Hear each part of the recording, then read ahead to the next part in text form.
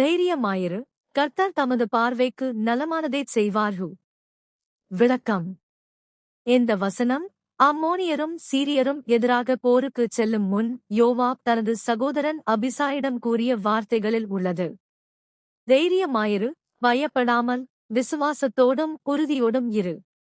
சூழ்நிலைகள் கடினமாக இருந்தாலும் மனம் தளராதே. கர்த்தர் தமது பார்வைக்கு நலமானதைச் செய்வார். நம்முடைய கடமையை நாம் உண்மையுடன் செய்ய வேண்டும்.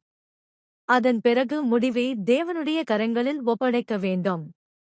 அவர் செய்யும் அனைத்தும் நன்மையானதும் நீதியானதும் ஆகும். நாம் கற்றுக்கொள்ளும் பாடம். வாழ்க்கையில் சோதனைகள் வந்தாலும் தைரியமாக இருக்க வேண்டும். நம் பொறுப்பை உண்மையுடன் செய்ய வேண்டும். முடிவை தேவனிடம் ஒப்படைத்து அவருடைய சித்தத்தை ஏற்றுக்கொள்ள வேண்டும். தேவன் எப்போதும் தமது பிள்ளைகளுக்கு நன்மையானதைச் செய்கிறார். சுருக்கமாக, தைரியமாக இரு, உன் கடமையைச் செய், மீதியை தேவனிடம் ஒப்படை. அவர் தமது சித்தத்தின்படி நன்மையானதைச் செய்வார்.